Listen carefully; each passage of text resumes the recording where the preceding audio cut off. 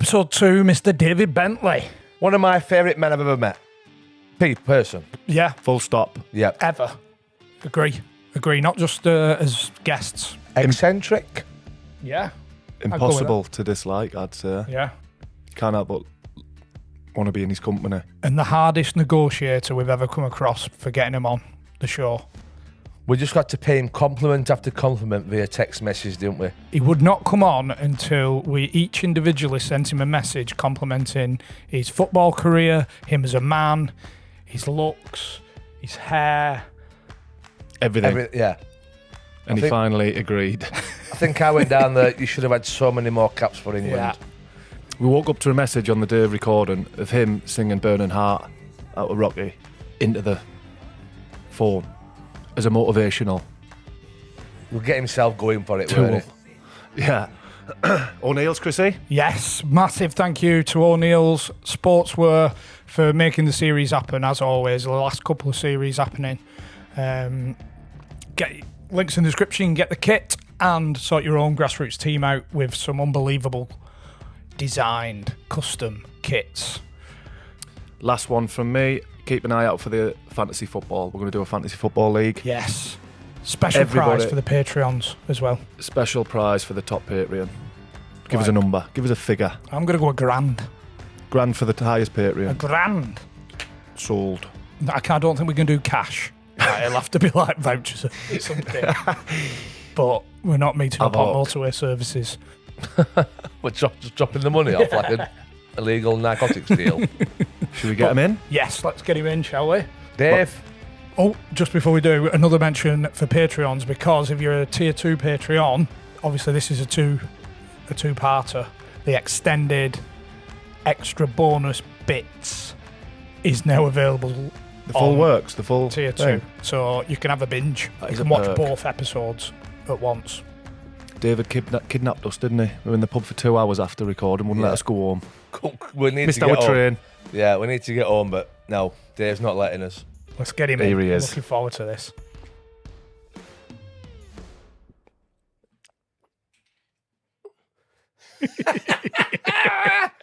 Coming in. I reckon this is the most high maintenance pre-guest that we've had. Oh, a high maintenance guest. Am I? In terms of us jumping through hoop. Oh, yeah. Well, I did take pleasure in that yesterday. I did. Well, obviously, Nick, the man who sort of organised it, when he gave me the call, he caught me just at the right time Yeah. where I was in playful mode. So I just had him on toast. What about the fee? Obviously, you know what I mean? Hey, a beer and a packet of crisps. That's what it was. Tight bastards. Group WhatsApp set up, WhatsApp group, and what was it? We had to leave compliments. Yeah, I said to him, look, if the boys want me on, they've got to individually write me sort of texts saying how much they sort of appreciate me as a footballer, businessman, father. I should be up for Father of the Year, and how much they admire me and the way I look and so on. So, The worst thing is we did it. I wanted and they actually did it. It's classic because I get it now. Bunch of sausages. So I was having my own private. Yeah, this is what happens. I went into my own little world and just had like time of my life yesterday, all the way up until midnight. So yeah, it was brilliant. And this morning as well. We were on the train down, like, Yeah. what the fuck do we write here? Oh, what is I wrote a he asking poem. for? Poem. Yeah. Should have had 100 Oh. England caps. Yeah, that was it. Yeah, I appreciated that. Loved your goal at the Emirates. That was, I think that was the one that got the deal over the line. That was it, yeah. Basically, we've been sucking it off for Yeah, past you day and a have, half, yeah. haven't we? Sucking You've me off, enjoyed fingering every me minute at the of it. same time. I'm hurting at the minute. It was a classic. But you're all, you're all involved. touchy toes. When you're trying to make a success, you've Gotta touched do what your you gotta toes, do, ain't you? And I'm here. And I we- appreciate that. Are you just more than happy just having the laughing to yourself with it all? Yeah. Yeah, it made my day. Not anybody else is like. No, nobody else knows. It's just me. I mean, and every time I just went, look at this. And then he spends the rest of the day just putting memes in and jokes and stupid songs, inspirational songs. Oh, yeah, the Rocky song. Yeah, you can't beat that, can you? I want this on at 8 o'clock tomorrow. On fire. The classic as well got you with it. Oh, yeah, Ah, yeah. They're brilliant. They're brilliant, them ones, aren't they? They're brilliant, aren't they? They should get you every I should have known better. The best is when you hear somebody else get it. Well, you know, like you're in a cafe or something. Your nan. What's that, David? Oh, nothing, nan. They are good. Like, them little things are fun, aren't they? Yeah. Like, in the modern world with all this, like, them things are fun. And you just send, because depending on what time it gets you, it just brings a whole bit of sunshine to your day, doesn't it? You have to have a full panic attack about going. But I do enjoy. I did enjoy yesterday. Actually, it was, really Speaking good. of Rocky, Yes, there's rumours you might be doing a bit of boxing. I know. I've been Stacky. Yep, he's Graham Stack used to play for Arsenal. He's looking to put on a boxing match or boxing matches for all in aid of charity. Oh, here he is! Look at him! It's Mr. Bean. It's the old sausage. Hey, look. Somebody at the window. I don't know who it is. 25 quid a ticket. Mate, they'll all be turning up in the minute. I've sold tickets to this. Just get me fucking appearance money up. Honestly, you're going to get knocks all day. It's just a random man at the window. Once you're in, you ain't getting out. That's the rule. Is it worth phoning her and telling her I'll just be back tomorrow? Yeah, no, you need to phone a friend, I'm telling you. Joking apart, could I have a pint, please, Jim? You cheat. Yeah, but his missus just texted him and said, "You're all right, you're allowed to drink if you want."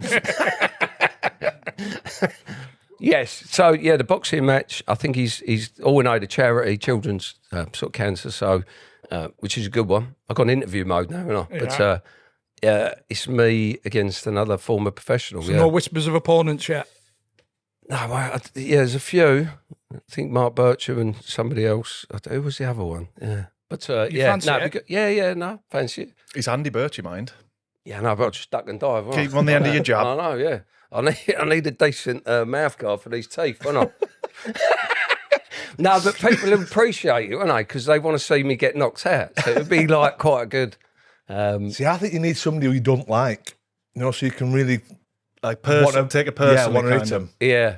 No, but I think when you're in there, you're gonna have a little bit of pride, aren't you? You got people watching. Mm. You don't want to go in and get smashed up, do you? All it'll take is one on the end of the nose.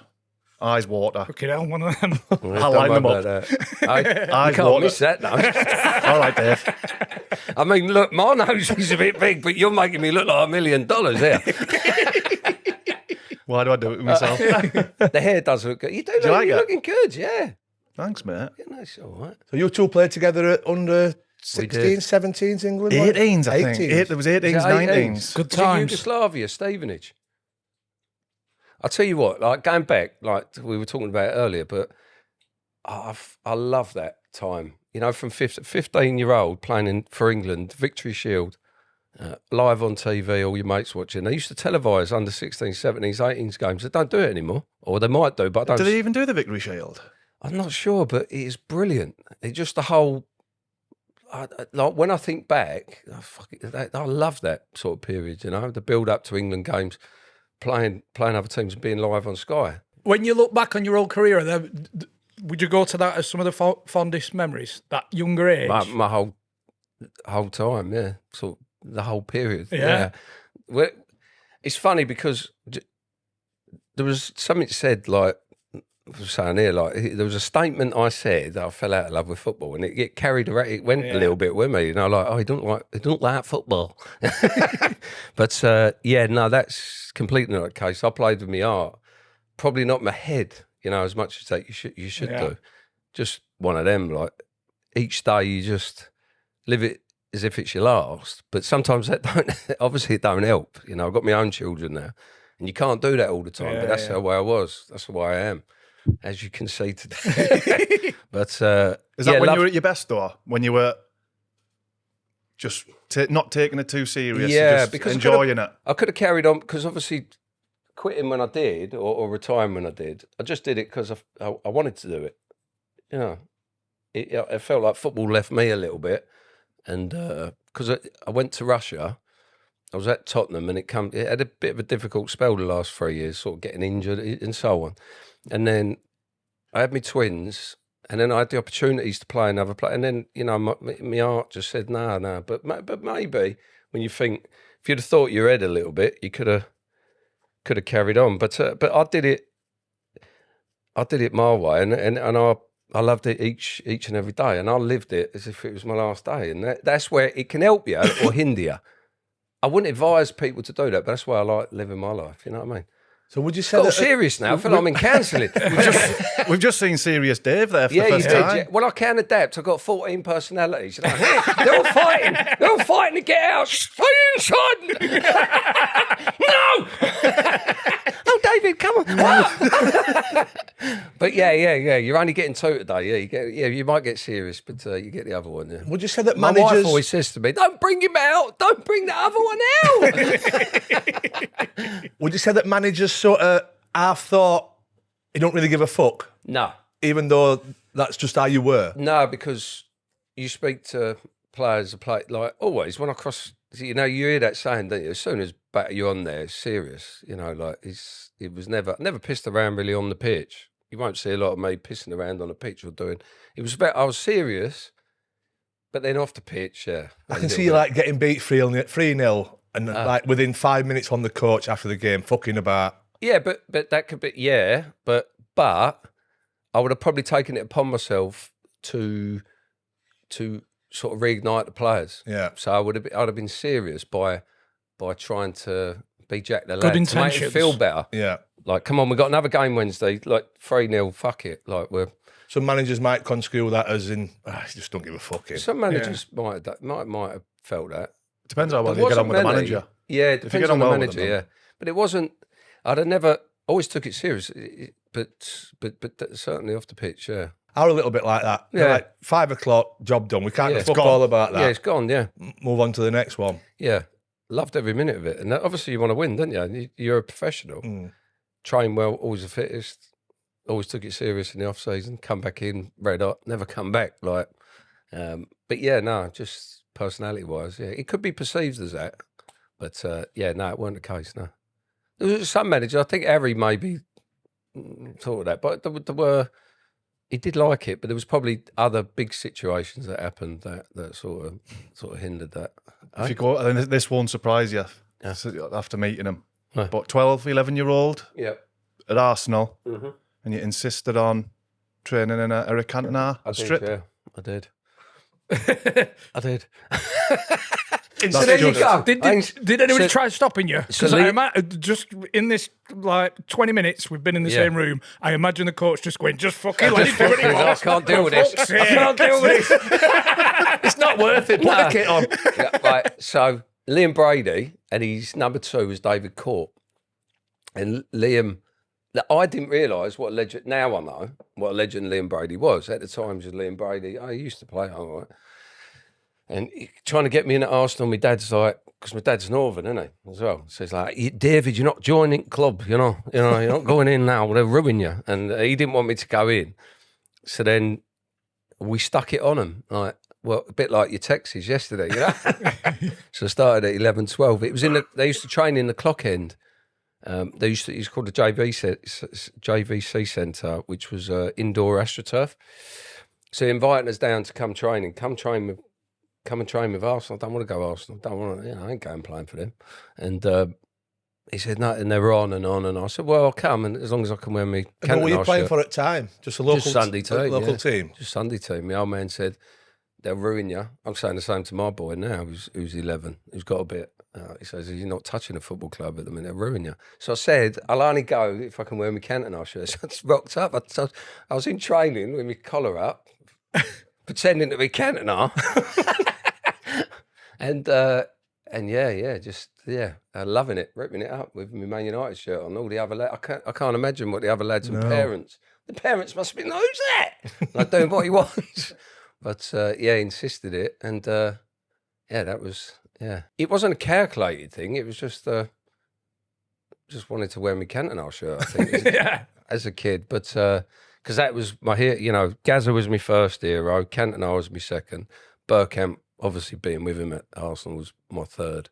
But I just loved the way they went about, the way they were, the way they lived their life, and I don't know, from the outside looking in, I sort of loved it. I took a lot from them. I think it's probably rubbed off on me, yeah. But I like that your dad encouraged it though. It's yeah, well, because that seems to be like part of you, like not conforming. yeah. So my Uncle Mick was at Man United, and he was touted, I think at an early age, 13, 14, 15, as the next George Best. And he come home one day and threw his boots down and said, "I'm never going to play again." Apparently, that's the story.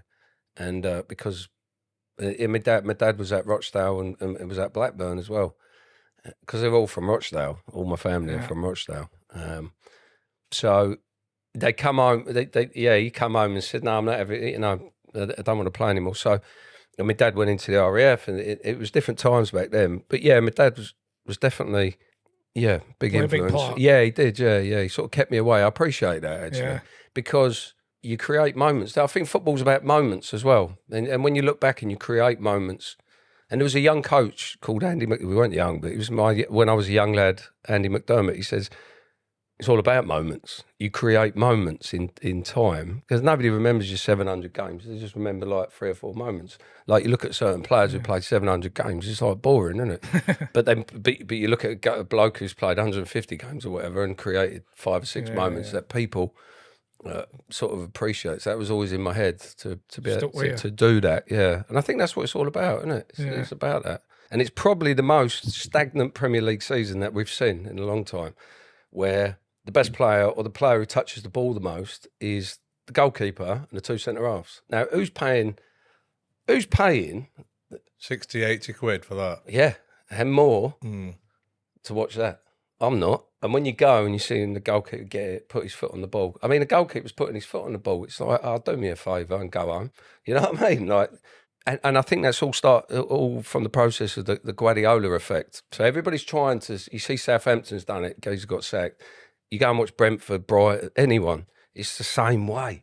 It's the same way. But the 2 Champions League semi-finals, you've seen 2 teams going at it, playing different ways, playing long ball, playing a rigid this and doing that. And, you hear about it now, low block, high block, all this nonsense. But at the end of the day, it's the fans. It's the fans that are paying the money and they want to be entertained and they want moments.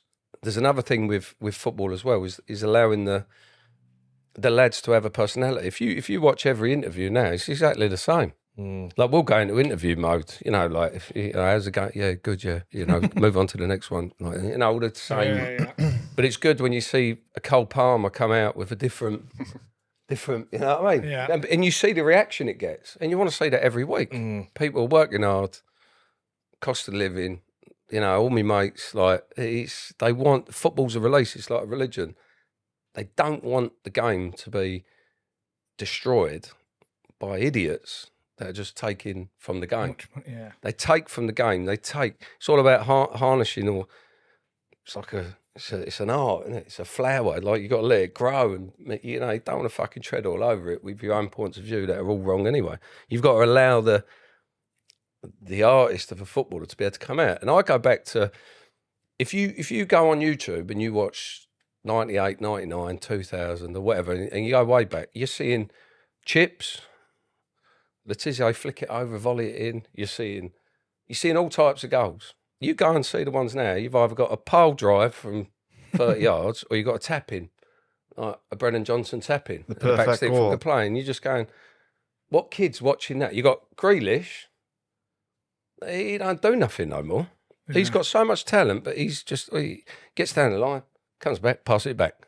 Gets down the line, pass it back. So I think football needs to have that. This is going back. Look, I'm doing a Donald Trump, the weave. This is tactics, Dave, isn't it? What do you think of tactics, Dave? But it's important because we need that. And what you need that, when you look at mental health and all this sort of stuff, you need inspirations. That's why you got Jack Grealish. Don't worry about his stats, because his stats don't stack up. But all the kids love him. All the kids have got the hairnet in and want to be him because he's got a bit about him, especially when he won the treble. Yeah. That meant I liked him even more after that. Yeah. When he got wanked for 3 weeks. Like that. What's a photo? Yeah. I'm just like, mate, I see me wank bang. but it's not even the personalities. They're actually coaching the personalities on the pitch out of them, aren't they? Mm-hmm. Like dribbling, checking people on and all that sort of Have a stuff. dig. And off the pitch. But off the pitches, you can half understand that because of how everything is now. But they're getting coached at 12, 13, 14. The personalities are getting coached out of them. Yeah. Yeah. But this is but going you to shoot from the halfway line, right? And the coach would go to you, do that again, you'd be on the bench. So if I see a shot from there, I go, do that again. Love that. Yeah. Fans loved it. But now it's like, We've got a brand new message from NordVPN. And I know what everybody's thinking. Did the lads make it home from Benidorm okay? Yes, they did. Oh, yeah. yeah. a Few, lot of in- messages. few injured soldiers, but they all made it home. Yeah, and Stickleborg stayed up this season. It was because we've been keeping up with it, haven't we? Thanks to our NordVPN. Bouncing our location over to Denmark. Are they from Denmark? Yeah, they're that way. Yeah, We'll go with Denmark. Yeah, we'll go with Denmark. Because if you don't know what NordVPN is, you can bounce your location to anywhere in the world, can't you? And keep up with your sports, your TV shows. Maybe you want to buy something. Get it a bit cheaper if you're somewhere else in the world. Flights is a good one. Yeah. Yeah. I did watch Yannick Sinner versus Dimitrov in the Algarve last week. The main thing was within 45 seconds I was on VPN. Job No done. messing about. And you didn't even need to worry about anybody in the hotel or anywhere in the local vicinity hacking into your accounts because you're on a public Wi-Fi. Because the security, absolutely top notch, like Fort Knox. Like the lads at top of the wall on Game of Thrones. It's a big wall, isn't it? That's what NordVPN is. Exactly. A massive wall that hackers can't get up. And even if you do, there's a big, meaty, horrible thing saying, "Oh, get back down." I think he leads with a headbutt. Yeah, bosh. The final boss. Are you referring Yeah. to me then at the top of the wall, by the way? No, that's that's the NordVPN monster. And do you want to ask me? Please, have they got a discount? Of course, we've got a discount. All you've got to do is follow the link in the description and you get a heavy, heavy discount and a 30-day money-back guarantee. Big boss. Bosh. Get off my wall. This might contradict me point though, but I always remember you as a number 10. yeah. But wasn't that coached out with you back in It the was, day? yeah. So it's it was still going on back then. You end up getting moved out the right wing when I just, as a number 10, that wasn't a position. So I think my question is, do you think you'd, in a way, be more suited in today's game in terms of the positions? Yeah. It would have suited my game a lot more, yeah. To have that, these inverted sort of wingers, you can come inside. I could play the 10 role or whatever they call it. You got these two lads that are sort of sat outside, but you can come in or even part the three in midfield with top of the diamond. But I tell this story. When I was growing up at Ars, I was number 10. I played up front my whole life, or as the 10, in behind. And I found the perfect fit at Arsenal because they had a Bergkamp in the team that was playing there, and I just tried to emulate him. And you'll see from my first goal from Arsenal at Highbury, in the clock end where I used to train in the JVC, I chipped and literally all I did was try to recreate Dennis Bergkamp's chip. That's all that goal is. And that was a great day. I loved that. Coming home on the train, I went home on the train and I was on with all the fans with my big hoodie on, listening to all talk about me. It was a surreal moment when you think about it. And that was before social media, so I knew no idea what publicity you get after. You had no idea. I just did that moment. There it was. I woke up in the morning, it was all over the papers, like my old man rings me, says, "You've got to go and get the papers." I said, "Why?" And he went, "Oh, you're all..." And then remember having them all over me living room floor, like paper, unbelievable experience. But being on that train, Great wank. hey, great wank. That's in the wank bag. Don't worry about that. I bought it up now, haven't I? But that was a moment that was just unbelievable. But I was emulating Bergkamp, and then I went on loan. I needed to play first team football. And I went to Norwich. I got promoted to the Premier League, and I went with Nigel Worthington. I was getting pushed on the wing, and I remember playing Real Mallorca pre-season. Now, biggest con ever is I was playing Real Mallorca. I was just getting it. They were just playing the Spanish way, and I just slotted in. I was like, "Oh, it's fucking this first team football's like fag on." I had me Monte Cristo like that, and. A week later, we got Crystal Palace at home. Andrew Johnson, and remember that team? Andy Johnson, all that. I didn't touch the ball. Game passed me by. I didn't touch the ball. Didn't really do anything. Didn't do nothing. Couldn't do nothing. Yeah. He said, and then the next game came, and it's very similar. And then I looked at who plays that role. Beckham played that role. He said, what's he do? He's not got much pace. He does this. He gets back, covers his fullback, gets up, always an option. When he gets a ball, one touch, deliver, and good on set plays. So that's what I did. That was more like making a career for myself, not really enjoying. And at times, I was always having conversations with managers, move me inside. And yeah, for 10 years, didn't really get that luxury. Yeah, but it was very. You remember when we were playing? It was very 4-4-2. 4-4-2. Everyone was playing that. So to slot in there, I think if I was going to play that 10 role, the manager would have had to really build the team around playing that 10 role because you had two big guys up front. But when I scored the hat trick against Man United, I played with Chef Kikuchi, big lad up front. I was playing centre forward that night. Scored a hat trick against Man United. Rooney, Ronaldo. Bosh. Sit down, park yourself. But it was that full team, and I played that night as that guy. Because Eddie Nedzvicki, the goalkeeping coach, he was my reserve team manager at Arsenal. He took me to Blackburn, so he understood that. But I became more productive as a team member to be on the right hand side. It's one of them, isn't it? I think Gareth Bale on a different level was a left back. He had a great game. He got put left wing and then ended up centre forward. For the team, But do you ever think that though, that you'd be more suited today in a way? Because if you going back, you said Bergkamp, that's the elite team. They can build the team around Bergkamp. Yeah. But even you look at Southampton now, they're trying to play. Yeah. I see. I'd have got more of the ball. I'd have been able to. I mean, half the players now got fag on, ain't they? Because it don't really matter as much. When we were playing, you were under much more pressure than they are nowadays. Much more pressure. Because if you find yourself out of the team, you criticise more than they are now. Now you're a squad player. It's part of the 25. Rest. Having a rest. I'm not in the team today. Cheers. Was that the case even the reason you left Arsenal? Was that because you simply wanted to play? Yeah, wanted to play. I signed a 5-year deal and left after 6 months. Like Wenger was like, "Nah, do this." He had a plan, didn't he? But I couldn't see that plan. I didn't trust it.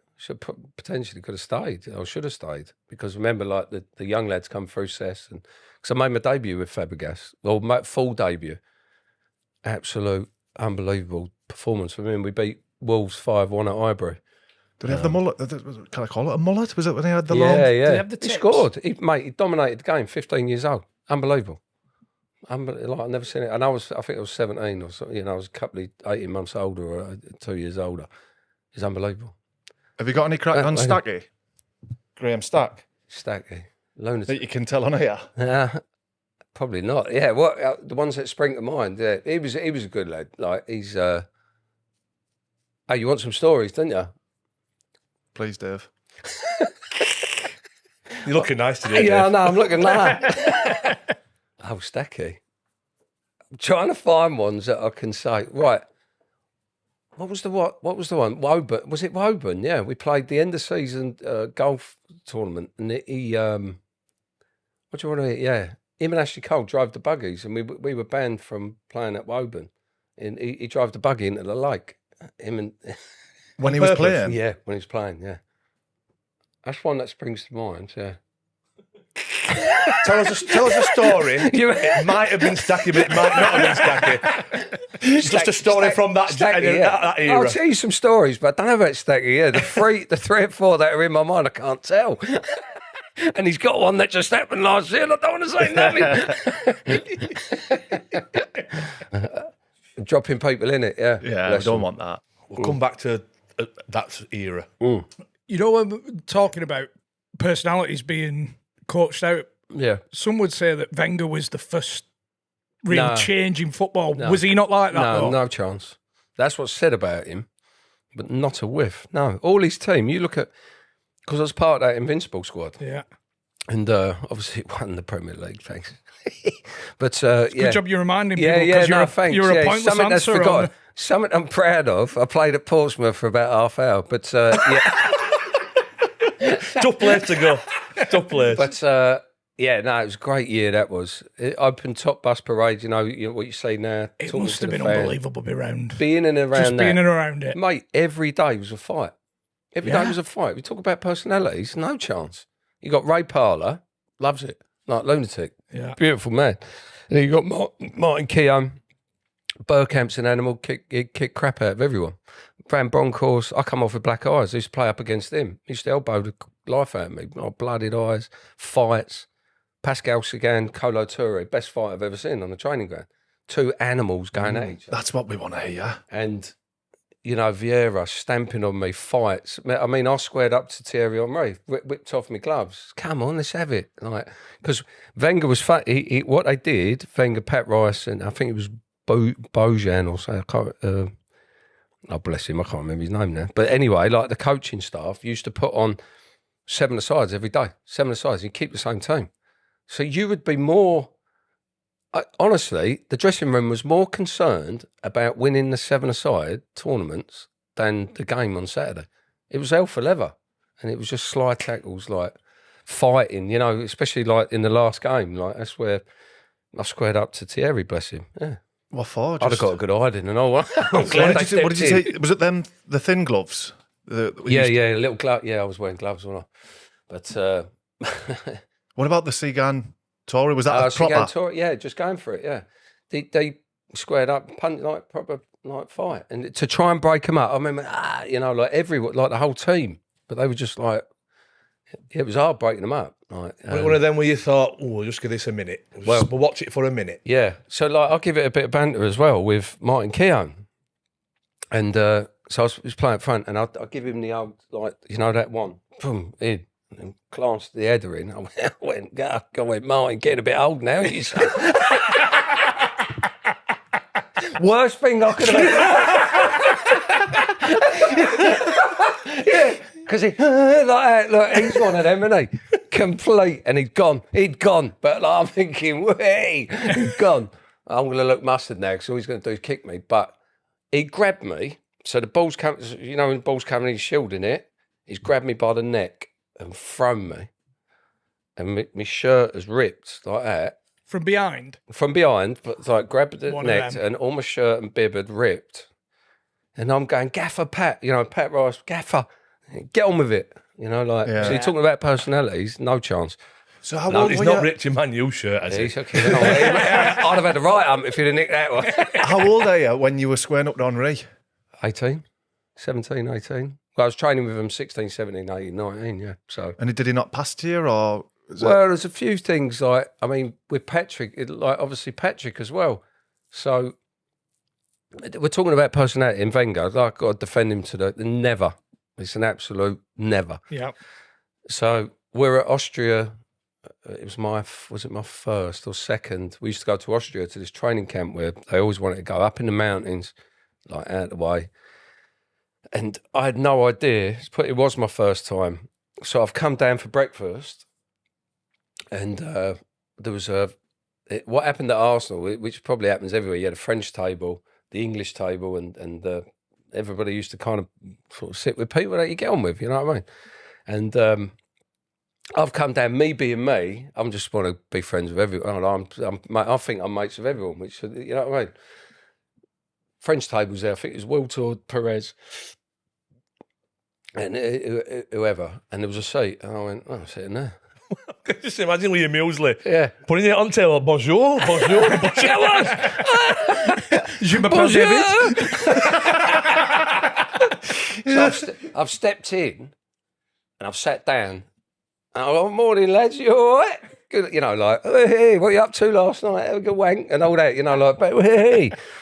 Trying to be their mate. And you're what, 17? Yeah, 17, 18. And I got, and I'll give it, because I don't like silence as well, you know, like if they sight, because they can do that, can't they? They can be all calm. And I'm like, hey. Is that your best friend? Yeah, me being like, boss, chef, hey, that'll wake you up.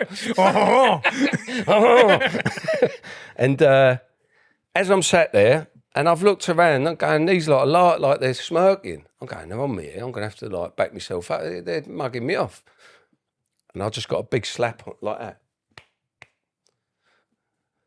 And I'm sat like this, and I've looked up, and Patrick, club captain, get out of my seat. You're in my seat. And I've just gone, you know, when you're like, oh, fuck, I'm going red. I'm red. And in that moment, I remember it, in that moment, I thought, if I say yes, I'm going to look like a right mug. And if I say no, I'm going to look like a right mug. I can't win. So I went with the option of no. And he went, get up. It's my seat. This is my seat. I went, no. Worst thing I could have ever. Worst. I think I've gone for the other mug. Yeah. The safe option. But I just, you know, when you're like, nah, this is like, no. Red pill, blue mate, pill. Why I did it, you know? I mean, me and him are good mates now, and we were after, and he quite liked it. But for 3-4 months, I weren't allowed to go out on lads' nights out. I weren't. What, because of that one? Yeah, one thing. I was kicked. Honestly, every training session, he'd snap me. But I used to love it. I used to play with it. But yeah, he used to. Yeah. I used to go, Patrick, where we going tonight, son? I think I turned up a couple of times. I know I'm not invited, but shut up. No. But getting that tap and looking up, going, oh no. But I love that. Like, when I think back, I want to go and relive that moment. Yeah. You know, that just, my gut went, like, you know, just like that. And how did it end? Did you not move? No, didn't move. That was the point. Yeah, I didn't move. And he had to go and sit. Oh. It makes me like, and he had to go and sit on the other table. I assume that you said no, but eventually you. No, I didn't move. I didn't move. It didn't do anything for, it helped me actually. It did help me. So if you did go back to that moment. I'd do the same thing again. Do the same. Yeah, definitely, yeah. That's why we're invincible. That was one of the key ingredients. See, that actually surprises me a little bit, that there were the French table, there were the English table. Yeah. Not that there were, but... There weren't a divide, though. Yeah, that's what I mean. There weren't a divide. It was just, it was still together. You'd still have the banter with both sides. Yeah. That was a real hardcore dressing room.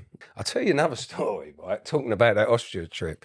They had saunas, and I'd never, because I grew up, I didn't have much growing up, so I'd never been in a sauna.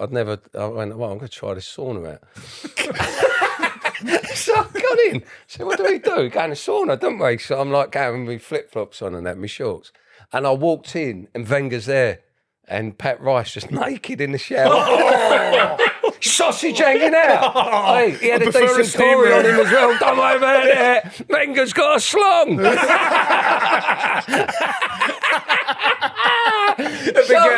I remember walking in. Started putting about a bit of noise. Don't worry about that. He's got a bit about. He's suave as anything. Hey, he's feeding. He's just feeding in, isn't he? Get the baguette Oh, out. bless it. Oh, yeah, baguette, yeah. Bonjour. But walking in, as a young lad, and I think, like, I look at my boy and go, imagine that, like, and then you think, can I go back and relive them moments, you know? I always think that, and that's a beautiful thing to go, not have any regrets and go and want to live your life again.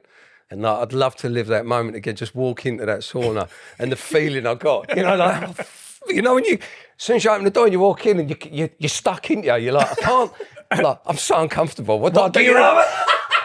Wenger's there like that, and I'm going, you're right, son, you're right. And then you have to make, like, because again, going back to, I don't like silence, do I? Yeah. Where people, I'm terrible at that. I don't like silence. Silence is horrible. I think silence, you should talk. And so I've got in there, and it's a bit silent, and I've sort of sat like that. What's hot in it? And I've started, I can't remember what I said, but I just started like... it's hot in it. You know, like... Gaffer, put a bit of water on. I've got to make a conversation, man. You all right, Gaffer, do you want it massage? No wonder you got a 5-year deal. Yeah. I might make a claim here. What have you got on? Yeah. What have you got on? Are you in your trunks? Yeah, no, I'm in my shorts because I'm Right. thinking, I don't know this. It's not. Yeah. It's like naked sauna, isn't it? Like in foreign So countries. you're thinking, should I? Well, if I'd have done that, it could have been a claim. But you got Pat Rice as well, bless him, like legend, like and the other guy, yeah. And you just like, oh yeah, that was a moment. Like when you go back and think, I could relive moments. The naked sauna with Arsene The naked Wenger. sauna with Wenger. Gentlemen, we have got a special message from Sailey, which is the new eSIM app from our very good friends at NordVPN. What have they got for us, Chrissy? It's the new eSIM app. You get it on your phone. All you've got to do, go into the App Store, download the Sailey app. You know when you go away? Roaming charges. We've all been stung with it. You get that Many stupid times. aeroplane at the top. Yeah, numerous times. Searching. You go into different networks. You're going on the internet. You can't get on the internet. Well, with the Sailey app, you just go on, turn on your eSIM, you get internet wherever you are in the world. Incredible. No more add-ons. No more add-ons. Sick of the sight of add-ons. So, yeah, I've been stung quite a few times with that, because I'm not very technical, but I don't need to be now, do I? I think what you're forgetting to mention, it significantly reduces, if not completely removes, all roaming charges. Well, you got stung, didn't you, when we went away and the hotel didn't have Wi-Fi? I needed to watch something, yeah. Watching all them videos. But to be fair, not only is it obviously easy to work, the security, as everything with NordVPN, is impeccable. Mm-hmm. So all you've got to do, if you want to get involved with the Sailey app, is go to the App Store, download the app, and use the code, get ready for this, Cosh, and get 15% off your first purchase. Or you can use the QR code on the screen, or the link is in the description. Well done, Chris. Happy roaming. But you know, on Wenger, obviously you've got the proper old school, as you said, Ray Parlour and all that, the drinking school and all that. Ooh. Could you see him sort of, not elbowing it out, but trying to get away from all that? No. Yeah, because eventually he whittled the players out, didn't he? No, but he didn't. It was just the age got. Yeah. It was the So it age. weren't the thing. fact It that weren't they- nothing to do with it. They loved it. He managed it so well. Absolute legend, Wenger. Like, And I know Parlour was an unbelievable player. Was there a bit of it like he liked Parlour around the place? He liked what he did Parlour with the was team. an And absolute. It bring people together. You need personalities like that. You don't need every individual just focused on themselves, do you? You need to bring people together. So he'd bring chef and the physios and the masseurs. Everyone felt part of that football club. That's why they won it. That's why they went unbeaten. You got ability. Yeah. We know. Loads of teams got ability. You've got to have there's so much other stuff that goes under creating something like that. And that Parlour was unbelievable. I just loved being around him. Like, it was unbelievable. It was just, I mean, when I first went in, because you had Adams there as well, and he went through, because I was there when he went through his sort of transition from, when he was a party boy, sort of on the drink, to being like, I think he was like born again Christian or so, you know what I mean, or whatever he was. And but you're seeing all that banter flying around, and Ray was all over it. That's the way he did. But Parlour produced, but his biggest asset was creating that sort of environment. And Wenger did that. Wenger played him, loved him. So yeah, look at me, like I'm on Wenger's defence. You know what I mean? So when it came to leaving Arsenal, Yeah. like you said, you just signed a 5-year deal. Yeah. I'm assuming Arsenal's having the conversation with you. You're a massive part of the future plan. Yeah. So I come back. I was on loan at Norwich for a year. Come back in for pre-season. Got left out of the Community Shield match. I weren't in. That was it. I went mad, banging on his door. It was like, David, we're like, who'd you take out the team to put you in? was that the one Like, it when was like Cess Lundberg, played? Perez, Bergkamp, Henry, Is that the one when Cess played? And was it against United when he ran the show as a 16-year-old or something? Might have been, yeah. It might have been around that time, yeah. So I was fuming, yeah. I said, well, if I'm not going to play, I need to play. I've got that, even though Norwich, it went well for me, but not for the club. And a beautiful play. I love Norwich. Like all the Malky Mackay was captain. He's a Craig cunt. You've got to do a noise. There's someone else that didn't like it. Oh yeah, the people don't. Well, and then we had Jim Brennan, Canadian. He sent his missus. He done her visa, didn't he? He sent her back, and then Jim Brennan, what a ledge. And he was, and he had Phil Ryan. Remember Phil Ryan? Yeah. He's going for top job, isn't he? Well, Bosh, I'm expecting to see him in the Pope. He Yeah. drove a red Ferrari. He used to pick me up. Everything like everything a rock star would do. You know what I mean? Do you like and love the now crack he's going for the Pope. He could be Pope one day. Yeah, it's unbelievable. But he was at it. Yeah, love the crack. His missus turned out to be one of the big YouTube sensations, makeup artist. His girlfriend at the time. Yeah, it was good fun. I could tell some stories about that. Gary Doc. We don't want to. Gary Docherty, Ginger. Gary Docherty. Me and you used to go to Grey Yarmouth to the casino up there. We used to go out, right?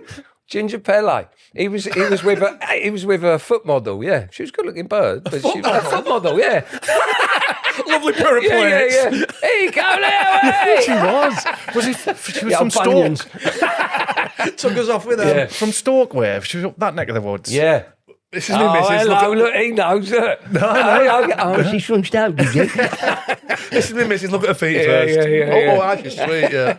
What a legend he is. And it was a great club. But then when I come back, I wanted to play. I'm playing every week. I'm playing Premier League. I've got to play. And so I said, well, I've got to go. And then Eddie was under Mark Hughes, who was my reserve team manager at Blackburn. They come in and I went, straight away. What was the visa story? The Jim Brennan Visa story. He sent his missus back. He was with his brother. So, when you get a little community, all the girls, Delia Smith used to get all the girls together, like for cookery classes and take them out she took them on the Jonathan Ross. And that was the year that she went, let's be having you and all that. So she was, so you had like a good community there. So like all the girls were friends, like proper footballers' wives sort of stuff, And Jim sent his girlfriend back to Canada and then cancelled her visa so she couldn't come back. Classic! And then sent all her stuff. Packed it all up and sent it back. And she's like... The old visa trick. But because everyone was friends, we were all involved, weren't we? That drama. I was like, what? It's the laugh, isn't it? The laugh after. It's traumatic. God bless her. But just tell her it's not working out. Yeah, no. But he didn't have the bottle, did he? So he's done that. Oh, it's moody, isn't it? When you think about it, it's moody. I don't like that behaviour. No, it's very good. It's very good.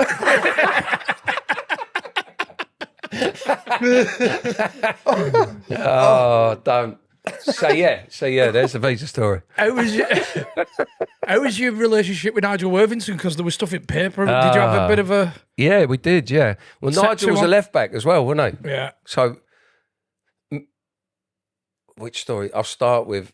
So, like, the team found it difficult in the Premier League, getting results. So he started doing loads of weird stuff. So he had us training on a Friday in our green kits, like our full kits. So we recognised each other on a Saturday, just stuff like that. And it's just paranoid managers. Talk about lose the dressing room. And even though it's a great speech, it was when he used to play at Al Pacino's any given Sunday as the team talk. So he'd do his team talk and then put that on. And it's just like, it lose the dressing room. Like the lads are just not... It needs to be a one-off hit, that. Yeah, like maybe it's a one game kind of like, get you up for it. But he just did stuff like that.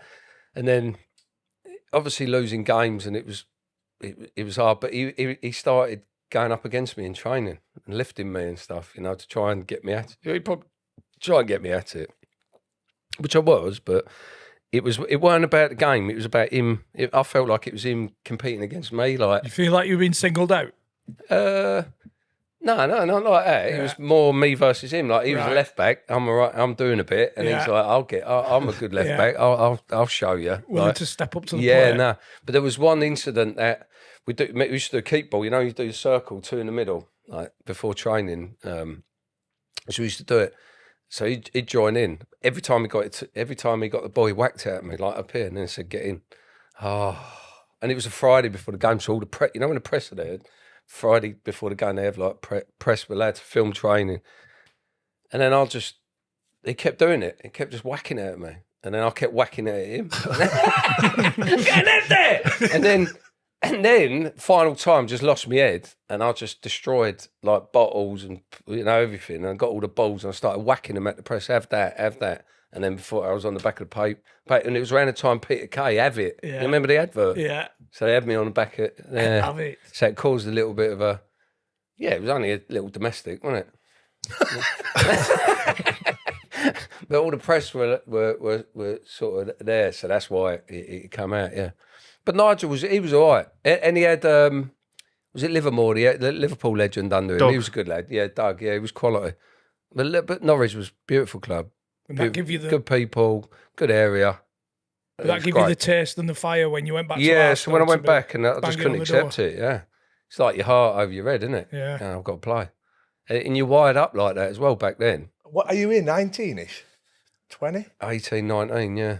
I think I was 18 leading on to my 19th birthday, yeah. So you just... So like now you'd be like, well, just bide your time. Yeah, You've got a couple of years. You probably give you a few quid, yeah. You know what I mean? Like, which they do now. And then you've got a different mentality now, haven't you? You'd probably be like, just sit there, come on now and again, not really bothered. Because you always feel like, I think when you're a footballer, you're always tuned in to being the best, didn't you? You always, back then as well. And if you don't play, I was offended. I was like... But at 18, 19... No, but do you not think, we all were at that? Well, yeah, but Pennant was exactly the same. Yeah. We had Pennant on recently, and he had exactly the same attitude that he felt he should have been playing at 16, 17. Yeah. And I he ended think up... you've got to be like that, haven't you? I know you've got to think you're the best, haven't you? Not You've that, got to think you're just like, I've got to play. And then you just feel embarrassed. You feel embarrassed to, like, phone your mum, dad, or your mates. Are you playing? No, I'm on the bench. But you went on loan. But you went on loan to Blackburn. So why was it not just a season loan? Well, I did. I went for a season loan, and I signed full time the night before the Man United action. Yeah. But what brought on that signing full?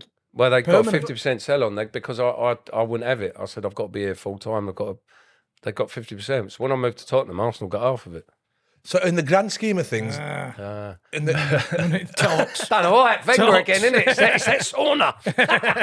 Like in the grand scheme of things, the fact that you're not playing for Arsenal, yeah, as Arsenal were obviously still now, but in the grand scheme of things, you've got a 4 or 5 year contract. Yeah, the fact that you're not playing at 19 is not actually the end of the world, is it? No, it's not now. Like looking in the looking back, it's not now, and it would be more accepted now, but back then. People ain't having it. Yeah, would you do the same now if you could take yourself back? Yeah. I wouldn't change nothing in my life, yeah. And that's a nice place to be. There's certain things privately I'd do differently, but not professionally, no. I think that you leave it all out there. I think the fact that I did everything my way. You got a cue to the sort of Sinatra, right? And then, but I got no regrets on that. Definitely not. There's nothing worse than looking back like that. I'm comfortable with that. I fall asleep at night like happy. Because who knows if I'd have made a different decision and my life wouldn't have panned out. Everything's like, I can't really ever say that. I don't believe in that. On the theme of music, did you say you sang for Marty Pellow? Was it Marty Pellow? Paul Weller. Paul Weller. Fucking Matt, whoa. You can't put Marty Pellow in with Paul Weller. That's him, innit? That's him. Someone criticising me on music. What about that? wet.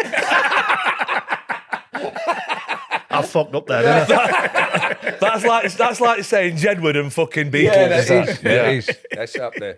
Even though wet do have a couple of decent. I like wet. Feel it in your fingers. Yeah, she felt it in her toes. That's it. That's Paul Weller, foot model. So Paul Weller, shout out to Chazzy Wheeler, best chef. He's a chef now, but he's a musician as well. But his old man was Paul Weller's. So growing up, he's one of my best mates. So Kenny Wheeler was road manager for Paul Weller for 27 years. And now Chaz's brother has taken over the role. So, so we used to go with Paul Weller and like Oasis, see Oasis at Wembley, like went backstage and all that, and like the old Wembley. And what with Chazzy. But this one day, you get a phone call, don't you? Want to come? Like, Weller's at Royal Albert. Oh. I'll be honest with you, Dave, I've never had that phone call. Yeah. No. Weller's at Royal Albert. Do you fancy it, Parky? Yeah, fuck it. No, I've never had that phone call. So I'm like, yeah, of course. So I finished training 1 o'clock, fire out the door, straight up there. Meet in the boozer before, and then we'll go in. So we've had a few drinks, and he says, it's Weller's birthday today. So we've got to be there a little bit earlier because everyone's like doing a bit. So I'm like, yeah, sweet.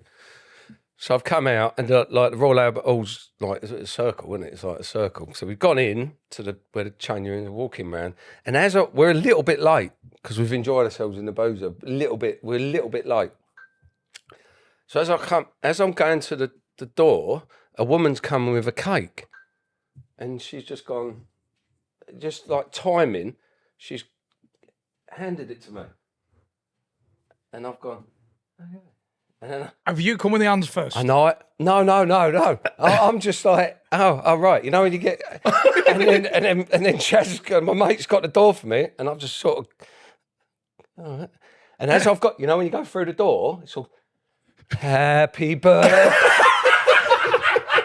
singing at him, carrying the cake. Oh, his family in it. I'm going, oh no. Happy birthday. Weller, and like Weller don't really know me that well. Right? He's looking at me.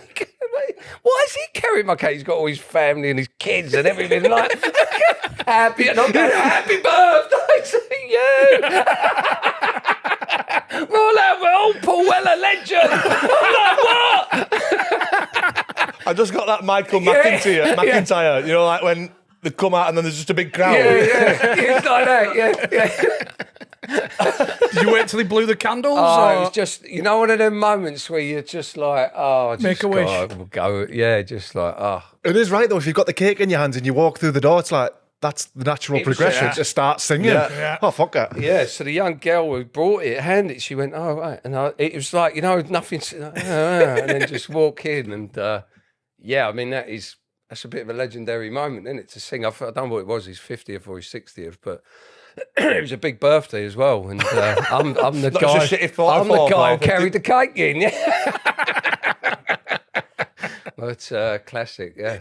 I remember speaking to all the staff at Blackburn about your time there, and they didn't speak about your football. They just spoke about your parties. Yeah, the parties were good. Legendary. Were there anybody else? By the way, were there anybody else in apart from Blackburn?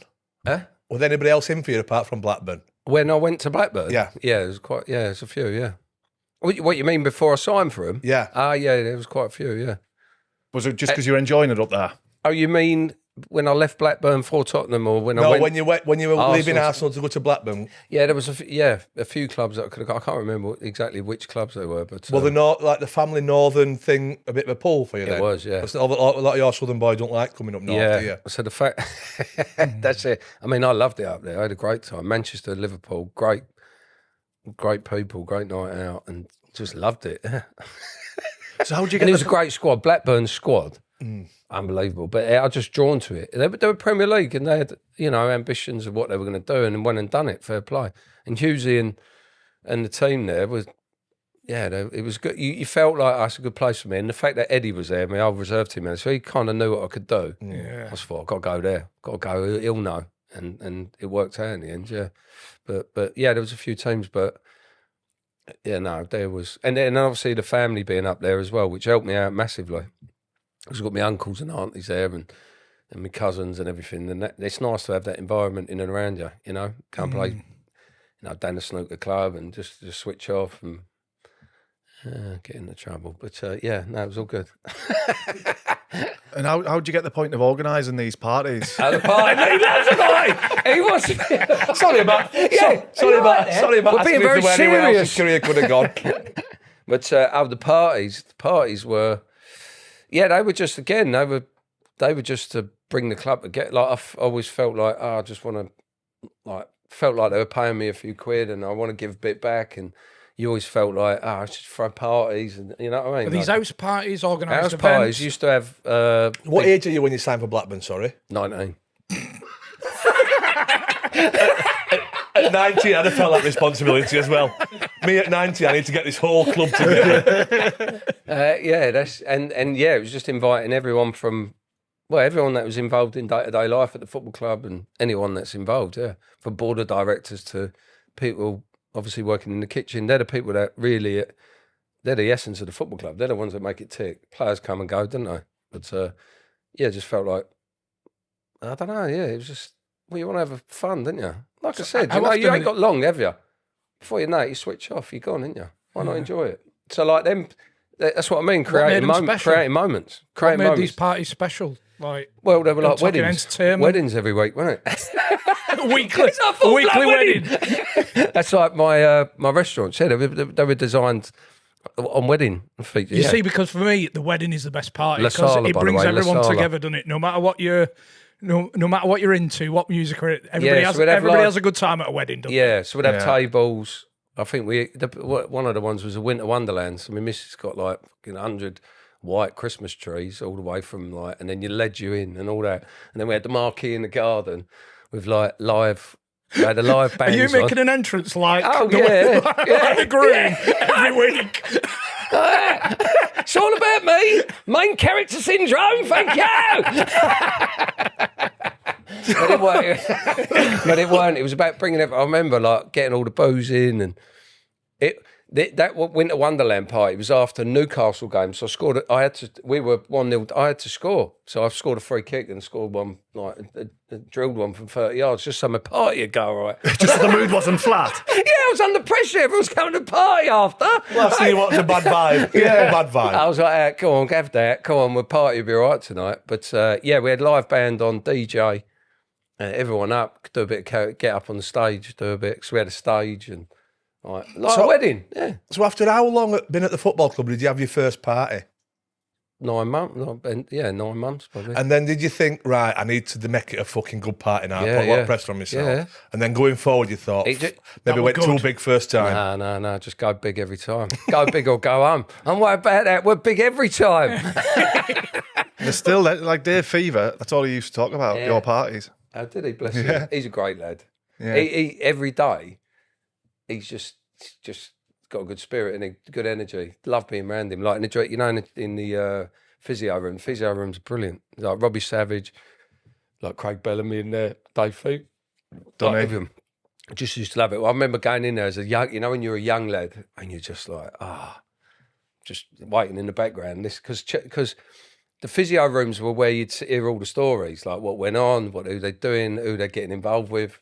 You know what I mean? Shagging. But because I remember Tony Adams coming in. It was at the time when he was banging Caprice, wasn't it? And he was telling the stories, and I was a 15-year-old boy in the, and she was front. Remember FHM and all the magazines? She was number one, wasn't she? She was like the big one. Tony Adams, the old horse. But thing is, well, he's not the best looking Tony. I can't really but say he's got a bit myself. about him. Yeah. Down there. But in the physio rooms, that's where it's like life and soul of like where the training session, where the football club, I'd say that's the heart and soul of the football club. Can you remember? Because everyone's getting treated and all the banter's flying, you got shit going on. Young lads, you're making them sing and dance, and I've had to do all that. Like I remember singing a song for Arsenal. mate. Go on, mate. No, I keep go on. cutting you up, didn't you? Come on, Not it's my about you. show. Not It's about not about you. There's a song there, isn't there? Yeah, there is, yeah.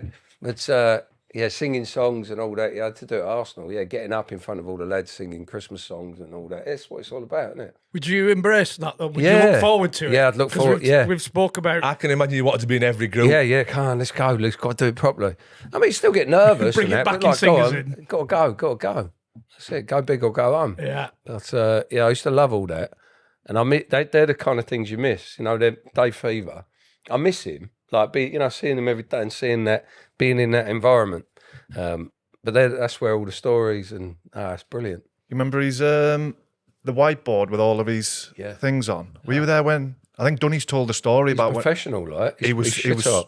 That was his Bible. Yeah, He had Bible. all the scores from workouts Yeah. and strength scores and from 20 years previous Somebody when he was rubbed at it off. United. I think it was Dunny. Yeah, went mental. I think I was there. But he's taken a picture. He's taken a picture of it beforehand and Right. wiped Was I it. there? But I'm sure. Remember, Dunny told Yeah. the story, and honestly, Dava he'd have killed him. Yeah. He's got a bit, but he was professional, wasn't he? He was one of them again, like great personality, good person, but professional when you need to be professional and a human. He's got that like both sides to him. So very professional, but the banter, yeah. How did you get on? You were at Blackburn, yeah. So you were with him, yeah. But was he there when you were? Yeah. Great lad, good, wasn't he? Yeah, Good. yeah, he was. I loved him. I absolutely loved him. How did you get on with Bellas? I got on with him, yeah. Because I can imagine he's quite serious, Bellas, isn't he? He can be. You know, like, if you've got beat 3-0. Oh, yeah. And you're pissing about on the He's coach not at one of 5:15. No, he's like, fucking shut up, you little cunt. Yeah, but when he came to us, he was red hot. I think he scored something like 27 goals in the season. We were flying high in the print, so I only see the best of him. Yeah. I can imagine when things weren't going right. He used to do it. He used to be late for training. He used to turn up in the helicopter. It was classic. So we're warming up, and he's just like coming over in his helicopter. Yeah, because I think he used to venture up from Cardiff or something like that, or whether on a Monday, that weekend or a couple of days off, he'd come in. And he'd be late, and he'd come up. We'd all be warming up, and Bellas used to come in on his helicopter. Yeah, it was classic. I loved it. But I got on with him, but yeah, no, there was no. Did I ever a row with him? The only time I remember being sick in his hat at Christmas party. Sick in his hat? Yeah, Freddie Cougar hat. Yeah. So Andy Todd and where were we? I was at Blackburn's Grand, and then we were going out after, and it was a Christmas party, fancy dress at Wings. We started at Wings restaurant in Manchester, where everyone does. And on the way, Toddy's like, I'll pick you up. And it was with Dominic Matteo. So them two, heavy hitters. Heavy. Dom's a great drinker. Oh, just machines. Yeah. So, Bence, we got you. All right, coming in. So I've gone in. By the time I've got the wings, they're feeding me, aren't they? And I'm just pulling it, turning up. I was late because we were late and they had a big table. And I remember pulling his hat because I just found myself going, and I pulled his hat off. Back on. He said, Freddie Cougar. Had that back, and I didn't. But he might have got the up with me then. Yeah, I can't remember. Well, to be fair, I think I might have done all day. I might have done. But, I mean, they were good times. That dressing room was Good squad. Yeah. I was lucky in my career that I had good dressing rooms. Like, I had good people in all the dressing rooms. Good people that you can feed off. It weren't only me. It weren't like I was just having to instigate and lead everything. You had others that were there that were, like when you go from Tottenham, Woodgate and Crouchy, and you got a full decent squad of proper geezers, and then Blackburn and Norwich and Arsenal. I was lucky, really. Did you ever see Todd? Sorry, Chris. Did you ever see Toddy go? Yeah, because he's got the eyes, ain't he? Go, yeah, fully go, yeah. Fully go. Do you want to tell us about it?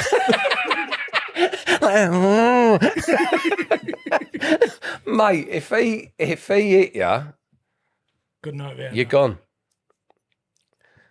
What, you want to, yeah, no. He might come and get me. Johnny, I love you. But me and him got on really well. He was my club captain at the time, so we used to go out drinking and go out together, and he was funny. Obviously, his dad was a legend, wasn't he? And yeah. I think I don't know where he is now, but he was in Ireland doing a bit of coaching and so on. But great lad. But don't get on. Yeah, he'd just switch it, he'd switch and just lever you. Yeah, quite quietly as well. Yeah, quiet. Well, you got the parking. You got the old manager, weren't you? Well, he done him. Oh, Phil Brown. Yeah, Phil Brown. Yeah. I mean, that's a great story that goes around football. That. Yeah, so it was at a party toilet or something, wasn't it? Yeah, but then went back for a drink and just sort of calmed down. Yeah, it was all right. And then sort of went, he ain't had enough, and then went back again, didn't he? Yeah. So Todd is our... That's public knowledge, though. I'm not saying. Yeah. So everyone knows that. But allegedly, Phil Brown stitched his old man up. Yeah. I've seen him at a party. He's followed him into the toilet, giving him a bit of a Ronan Keating. I didn't know about the fact that he'd gone had a drink and thought, fuck it, I'm going back in. Yeah. Quick pause in play, gentlemen, to bring a special message from our bestest of friends, O'Neill's. Love the hat, by the way. Thank you. And by the way, the kits I've seen that are over here in Ireland? They're all quality. They're all really nice kits. Yeah. But none better than the big dog. Oh, yes. That's the fella, innit? Like we've said many times, if you've got your own team, grassroots, looking to sort yourself out with a kit, get in touch with O'Neill's. 4 to 6 weeks from design to delivery. And it's not. And when we say design, you can design it yourself. Just the little details, everything. It's not like you're just turning out in a red shirt, black shirt, white stripes or whatever. You can put the finer detail on as well, can't you? The quality is unbelievable. Like a work of art. Do you know what's good as well? That they're produced mainly in Ireland and Northern Ireland in the factories, so it's locally produced as well. It's not Quicker for delivery. quicker for delivery, but the quality as well. I'm not just saying it's good. Yeah, Good it is quality good. game, We've innit? been in the O'Neill shop today, and some of the stuff, well, most of the stuff, all of the stuff, it's incredible. As well as a link in the description if you want to get yourself involved with your own team. We can't recommend getting your shirts from anywhere else. My but team O'Neill's. won well. Man, been absolutely buzzing all season. If you look good, you play good. Everybody. Exactly. So the link's in the description. Get your order in for your team, and also if you want to get yourself an Undr The Cosh, absolutely stunning. All 4 of them that are available. Check them out. I give you. So we had strong dressing room, like Stephen Reid as well. Bolting away. I remember him getting Robbie Savage by the throat and lifting him up, because Sav was giving him. So you had strong dressing rooms, So you can only survive. You can only survive, and I like that. Like proper geezers, old, loyal, respectful, have the banter and be respectful when you need to be. So it's probably going back on the wave, going right back to when you said, like, piss about. Never pissed about when it come down to, like, the sort of the money side or the professional side of things. So I think never had issues with players ever looking at me. I don't think there'd be ever a player or manager that'd say it's slightly off his nut, but when it come down to it, he'd always be ready, sort of willing and able. Yeah, it was never take the mick on the pitch. Do you know what I mean? Or whenever I was never not fit, I was never not ready. Never. Was Mark Hughes good for you? Yeah. Personally. Well, usually he wanted to play like high intensity football. He had that old United way of playing. So like he wanted expressive players. Like we had Benny McCarthy at the club, Santa Cruz, 2-guy. Like we had good players. I mean, where they finished, like finishing 5th and 6th in the league for like 2 or 3 years was massive for Blackburn. But especially where they were at. I know they won the league years ago, but their consistency then, we were one of the top teams. Yeah. Is that where you played your best football? Do you think? Yeah. Yeah. So where I had most freedom, and sort of just loved it, Loved being in and around the players, loved being in the football clubs. The football club was great then. I don't know what it's like now, but just the people, the community, you know what I mean? Just loved it. Loved it. Do you think that obviously Blackburn, you said the community and everything, was that totally different to what, were Arsenal not like that? Yeah. I think I was lucky. Was Arsenal not like Arsenal? I think Arsenal are a unique Premier League football club that do have a sense of community. They do look after each other. They do. They look after everyone that's in the football club. They do things properly. Yeah, I hold Arsenal quite high up in the way they do things. When you said community, I thought you meant like the fans and everything. But do you mean like within the football? Within the football club, yeah, right, yeah. I have. When you find yourself in a bad club, I went back to Blackburn on loan under Michael Appleton. The whole club was just completely different. Just absolutely, people weren't there anymore that were there before. Club was just like all the physio staff were changed. It was just totally different. Players.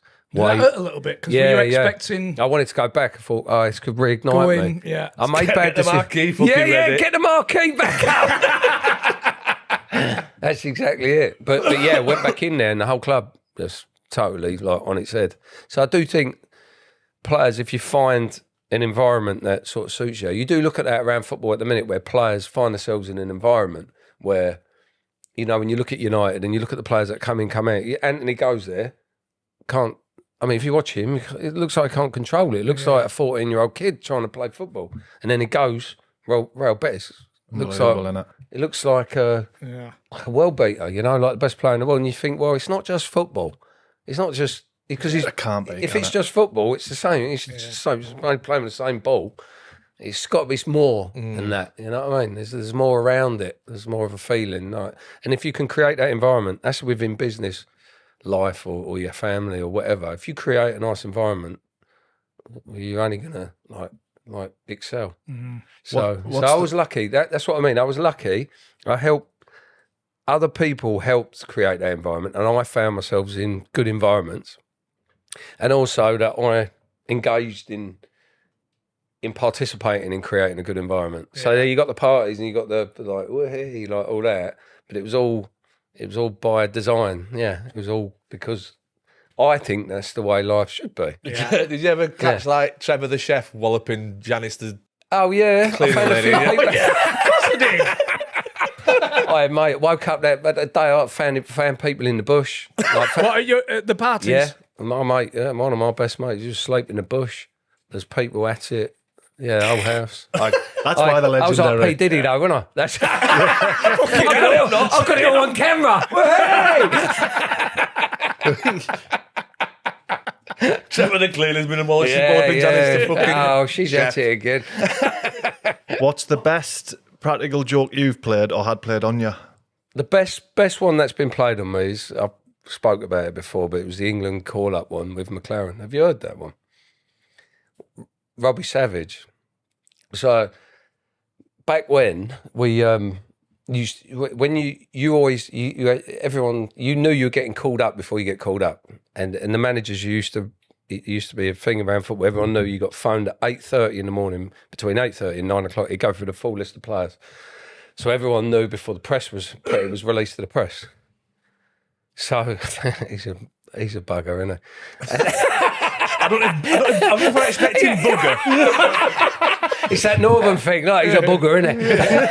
But so we're expecting a call, and it's all in the press, isn't it? And Bentley's going to get called up. And your first time? All the lads are on me. So McLaren's manager.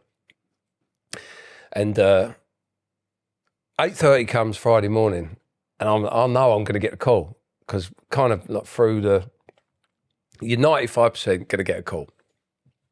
So I'm there waiting. Fucking, it's going to come in. Oh, it's ringing. Hello? So I've gone in. Robbie Savage has pretended to be Steve McLaren, but he's just done him off like beautifully. And I'm there, and he's got me on the recording thing in the changing room. He's at the training ground. He's got me on record. He's going, David, you've been outstanding this season and all that. And I'm going, oh, thanks. I'm giving it. I'm going, thanks, gaffer. And I said something. I said, oh, gaffer, I've run through brick walls for you, all that. I've just gone proper melty. You're going like, McLaren, I love you. What you did at United? All that. I think you're going to revolutionise England and all this shit. And they've got it all on. They've got it all. So he's done that. That's 8:30, like 8, bang on, like a couple of minutes past 8:30. 15 minutes later, phone goes. So I'm like, to Mrs. Oh, babe, like, I'm in the England squad. Oh, I'm ringing everyone. And I get another call. Who's that? It's the real Steve McLaren. And I go, hello? And he went, right, David? And I went, who's that? He said, oh, Steve McLaren here, just to inform you. And I said, you've just called me. So I've just I've not clocked. I said, you've just called me. I'm thinking, you've already called me. He went, no, I haven't. Was the penny anywhere near dropping? No, because you're just like, it's just a classic, like, vulnerable moment. No, you know have. What I mean? I was on all fours, like, hitting finger. Vulnerable, like,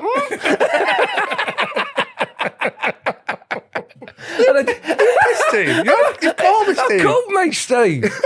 And I've gone, oh my God. And then I think I've come up, and then what happened? And then it's about 50, and I got a phone call with everyone laughing at me, and I think Dave Fever and everyone just going, and I've gone, you know what I mean? And I've gone in, and they've played me, like, listen to you melt. Oh, it's just, so that's probably the greatest moment. It helped a lot that you actually got the call. Yeah. If you hadn't got the call, Stephen changed his mind and you turn up at Mission Abbey. All right, gaffer. Oh, bless him. But Did you get him he back? had some unique management ways, McLaren. Yeah, he had a guy called Bill Beswick, which was like a spiritual healing kind of coach, is it like visualization visualising, coach. scoring Yeah. and- It was difficult meetings I found myself in, like with that. I bet it worked for him and all. Mate, Michael Owen. I remember being in one with Bill Bez, like, and he was trying to do this, you know, all this mind stuff, which is more relevant nowadays, but back then. But I got Stephen Gerrard, Michael Owen. Who was the others? I swear it might have been Frank Lampard or somebody. And I'm a young lad, and there was another young lad. And I'm like, fair enough with me, like 22, like get this. But he's trying to tell them how to visualise and play the game. Talk about lose the dressing room. Talk about lose the camp. But yeah, no, they had some weird sort of ways. But yeah, that's probably again creating the environment why we got knocked out to Croatia. I'll tell you a story after the Croatia. Look, I've gone off on one. Croatia, Wally with a brolly, remember? Bless his heart, 'cause he didn't want to get his little tough bit like wet. So I'm on a bench and I've clocked it. When he's got the brolly, I said, mate, he's going to get caned for that. So I'm on the bench against Croatia. And Crenshaw scored, didn't he, against Scotty Carson was in goal, I think it was. And it was the qualifier to get to the Euros or the World Cup. I've not played, but like the rain at Wembley comes down like funny, like gets you soaked. So he's there with a brolly and he's like, oh, he's going to get caned. You can't have a brolly, like, as a manager. Never seen it in my life. Like, but that night, so we get knocked out by Croatia. And after that, I've got to go back up to Blackburn. I've got a Range Rover. And in the car, I've got all my stuff, because my missus had come down, it was before the kids, and I had 2 dogs, and I had all my stuff in the car. I got pulled over, didn't I? They'd clocked, pulled me over. Someone used to sort out my cars. You know when you get a geezer, it sorts your cars out or something and whatever, but it weren't taxed and insured. The car. And we've gone out, the old Bill knew, obviously, gone out. David Bentley, I had my tracksuit on and everything. Only left me on the M1 service station, impounded my car and left me there with me 2 dogs and missus after the Croatia game. I was the Wally in the services. My missus like, oh, it's gone ruin it. England, Blackburn, England's a dream, isn't it? Knocked out the World Cup. I'm there on the M1 service stations, 1 in the morning with my dogs. With the 2 dogs. My little King Charles Spaniels. You have a brolly? I have a brolly. I had 2 of them. So I was the Wally, but yeah, so the Wally in the services. He says, there was no moving him. You know, all that's like, I've given him all the jar. Someone else sorts my car out, and it just made it worse, didn't it? Like, that's minging, isn't it? Someone else sorts my cars. Yeah. You know, like, So you think they were England football fans and they're like, fuck him? yeah.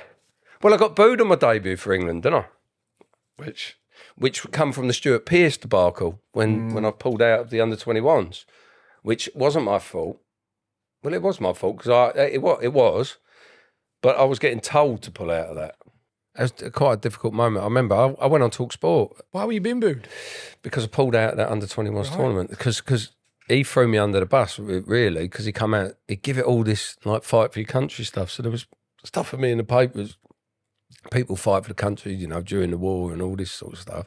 And I'm off like not playing, but that weren't the case. I got told I weren't allowed to play. That was it. By Blackburn. Yeah. Because that tournament starts early, doesn't it? Yeah, so we had I think we had a European I played 60 games that year and then went in, I played for the England B, then played for the England squad. I got from the B and then went straight into the England squad because it was like a week before and then got called up for that. And then, so literally I would have stopped early June, you know, like June the 10th or something. And then the tournament started, it would have taken me into July. But Blackburn, we were in the Toto Cup, you know, like finishing 6th or 7th back then, wasn't it? It was like you had to go into them qualification games and they started on June 28th. So they just went, you ain't going. Like, so I had to sort of front it up. I fronted it up. So I'd love to come, but obviously I feel like I'm not going to be in the best, you know, I give it all that. Like, I don't think I'm in the best like condition and stuff, you know, going in. And mate, absolutely thrown under the bus. Geezer just went out and like crucified me. And then the public have seen that, and then I remember getting booed and like clapping them, like, oh, yeah, well done. So the public of their perception is he's played with the squad, the team. Yeah, and he's too good big to play. Yeah, too big to play for the 21. No, I'd have gone. I'd have loved it because, like I said, Victory Shield playing for England all the way through, loved every minute of it, and going on tour with all the lads all day long. I'm going. So yeah, no. So to pull out was I was advised not to, and then that was it. I was like, unlucky. How So yeah, it was a weird. I always had a weird career like that, you know, a little bit of one of them because of stuff like that, and sometimes it's things like that are out your hands, isn't they? You know what I mean? Like even.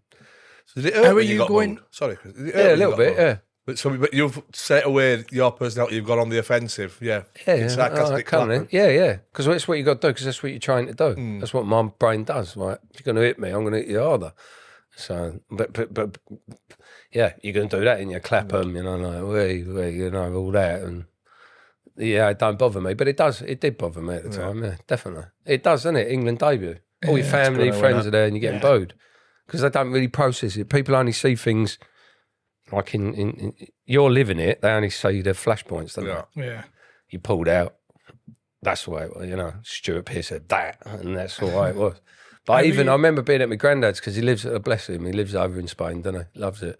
But he's been shacked up at a minute with a German bird, loves it. Beautiful, but no, bless him. God bless me, nan, yeah.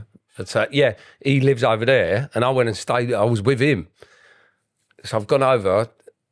So from there, I've gone to my granddad's. I'll go there for a break, just be over there, and I'm getting phone calls because it's different back like now to relate. Like back then, I got phone calls saying you're gonna have to, mate, you're getting hammered, and I'm going, what? You know, like you're getting hammered. You're all over TalkSport, and so I rung TalkSport. I rung them straight up. Because I started listening to it. I thought it was on Sky it was on Sky back then or something.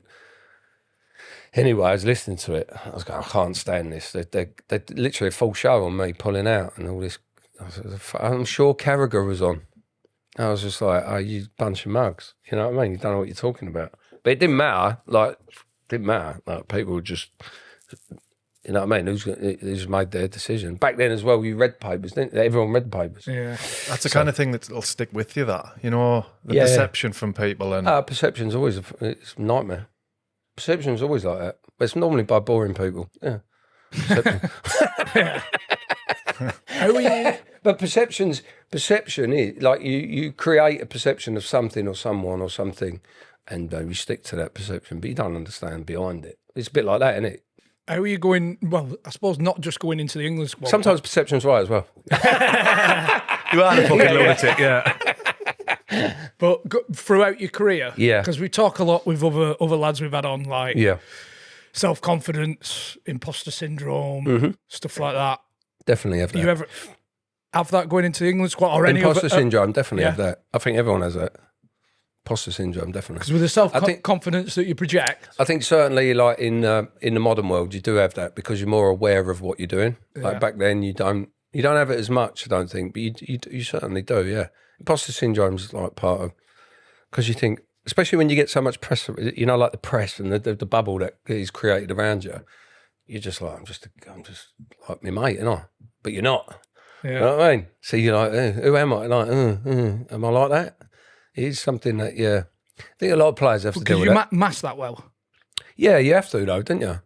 I can't imagine anybody in that England squad would have thought, oh, he's got imposter syndrome here.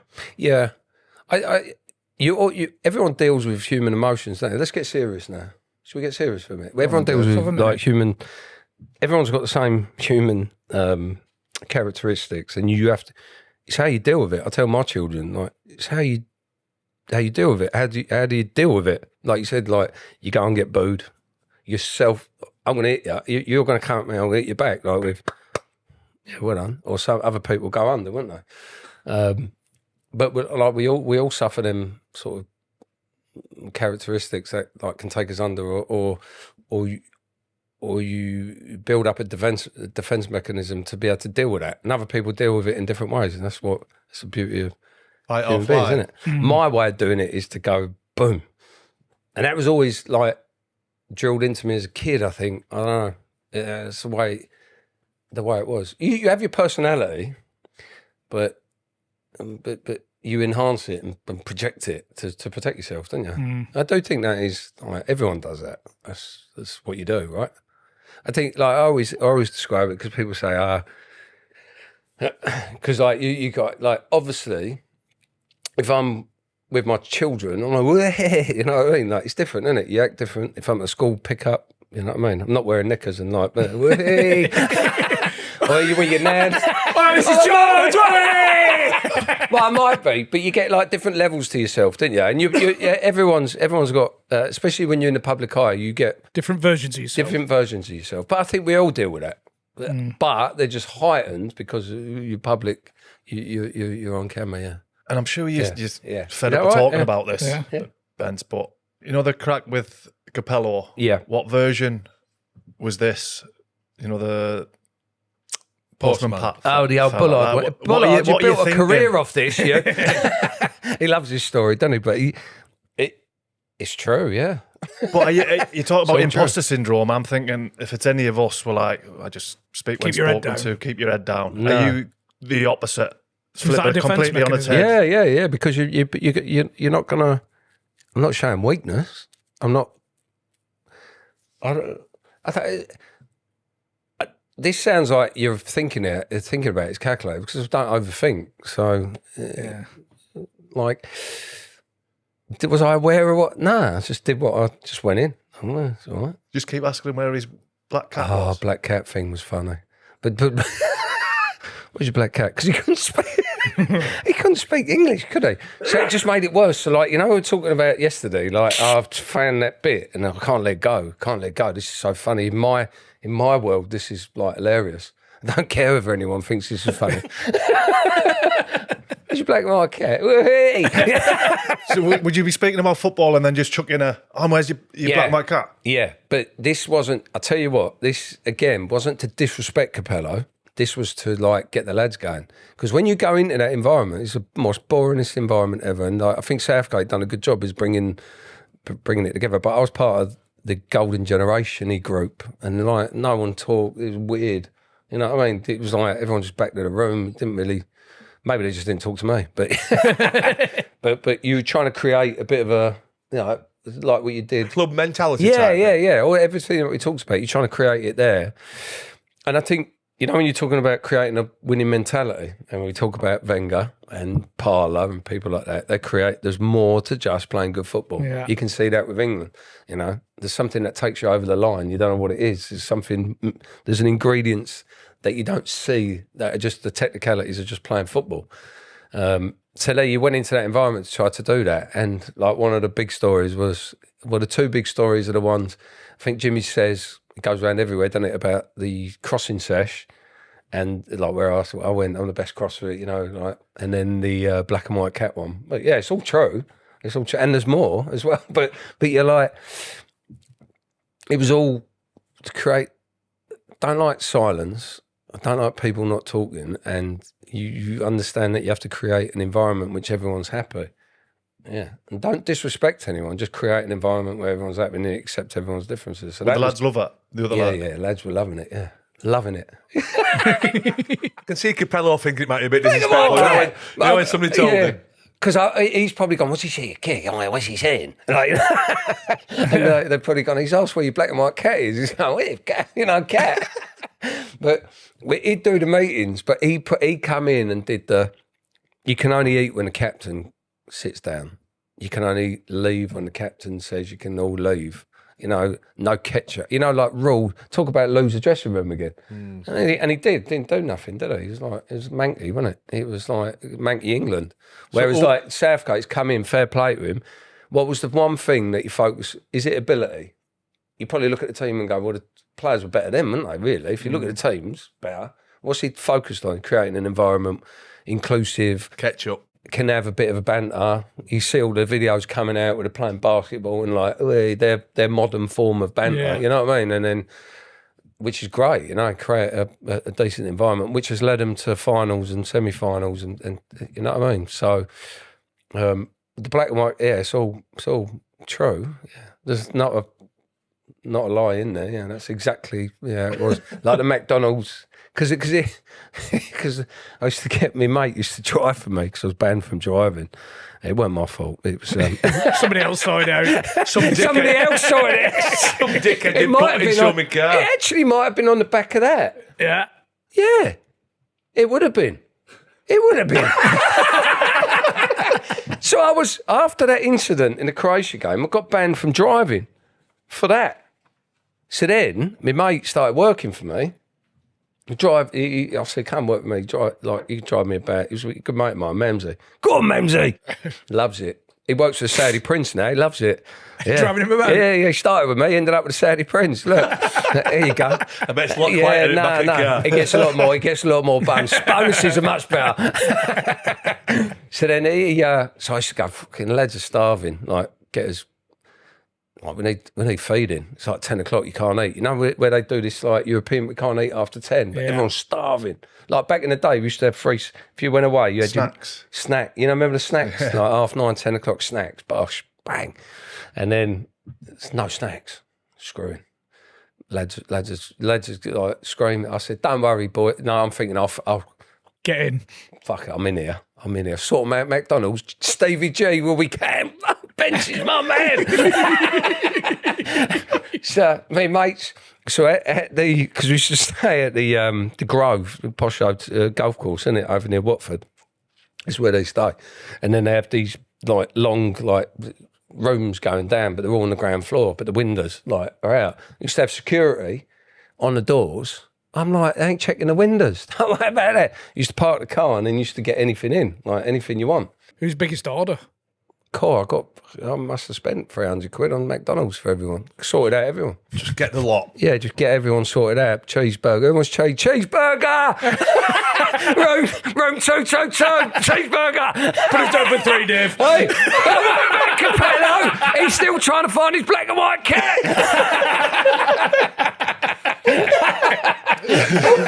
Who said my fucking chicken sandwich? Oh, don't. And then, the McDonald's and then all the stories, yeah. Just like, I remember, like, we were in Barcelona. I don't know, we were playing. I can't remember whether it's Spain or somebody, but it weren't Spain, but we were in Spain. And we were playing the game, and then the hotel was a posh hotel where the rooms faced inwards, or the balconies, were, you know, where you're facing inwards to the courtyard, all that. So we had a 10 o'clock curfew for like bedtime. You know, fully grown geezer. I don't go to bed till like 1 o'clock, something like that. And so they had table tennis. Me and Jim had just started a table tennis comp, but we're getting right into it. So I'm tight games, 21-20. You know? Jimmy Bullard. Oh. So we're playing.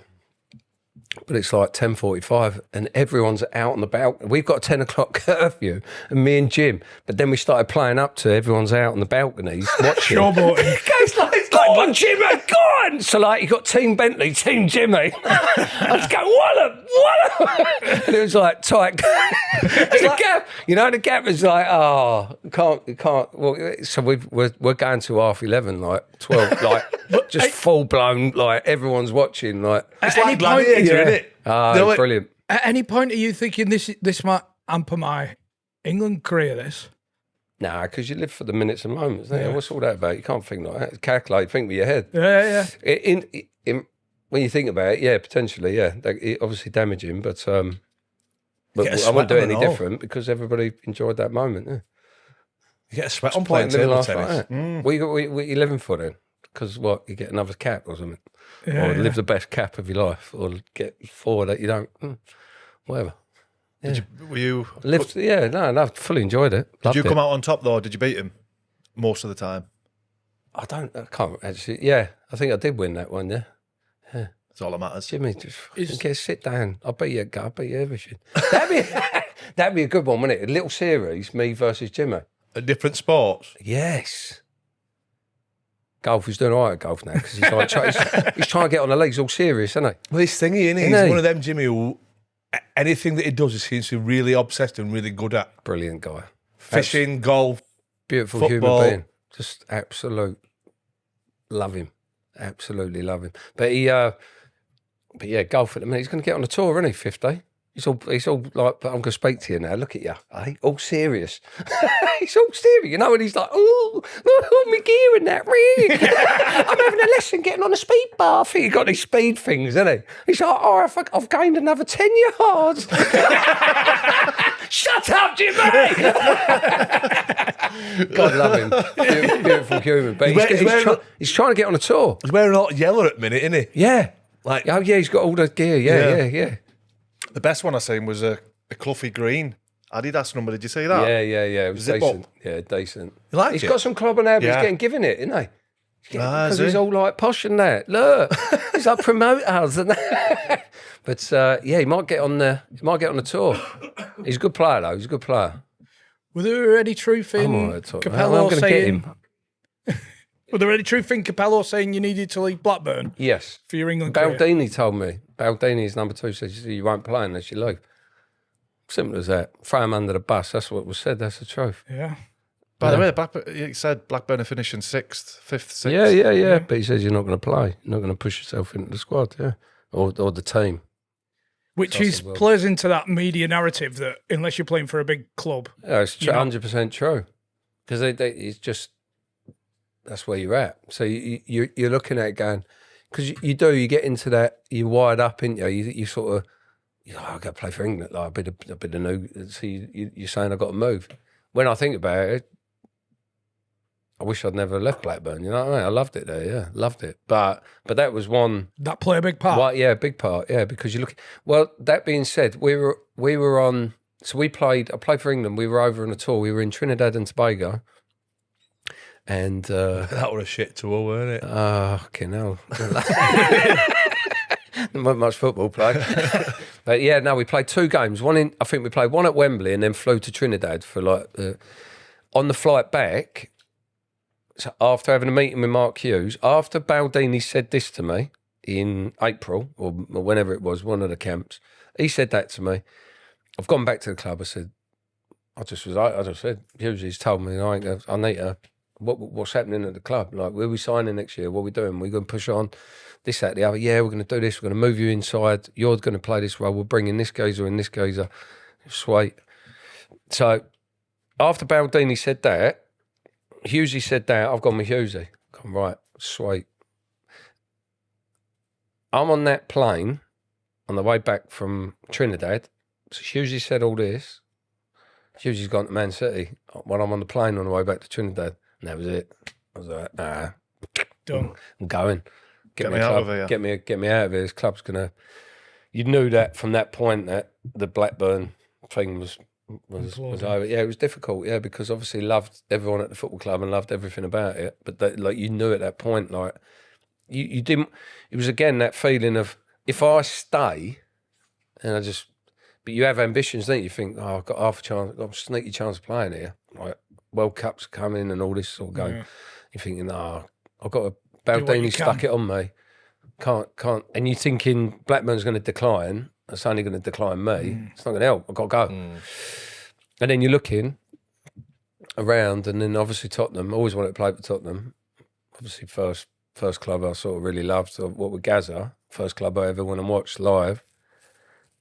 And all my mates are Tottenham fans. And then Ramos comes in, new stadium, new training, all that. And I was like, right, I'm going. That's the place for me. I'm going to be part of that. Did you put a transfer request in, or did? Yeah. I was on the phone to the chairman and everything.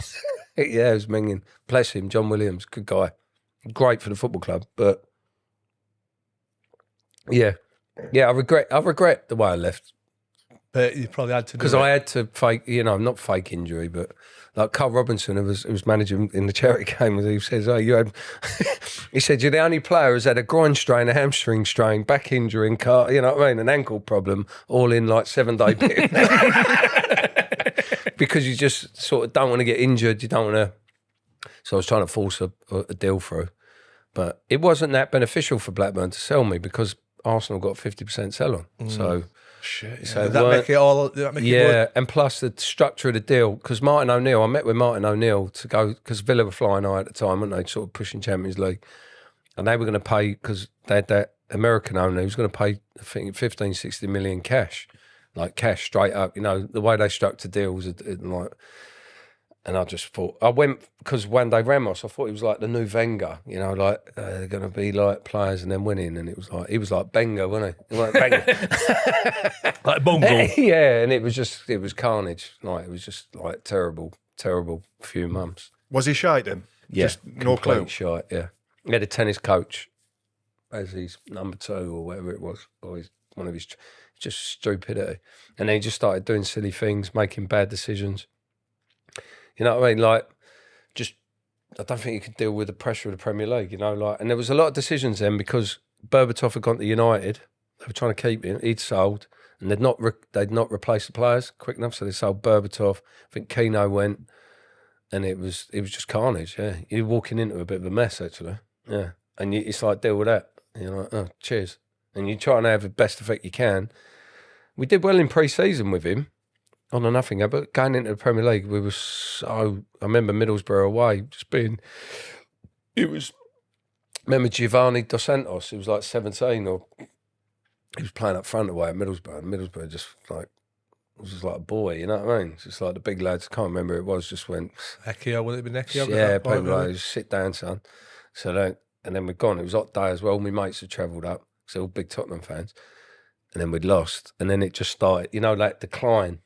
Monday, and then he just next game just random decisions. You know, where he's just panicked, making weird decisions.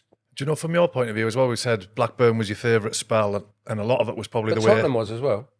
But the way Hughes got the best out of you. Yeah. What did that change when you went to Tottenham? Was there no arm around your shoulder?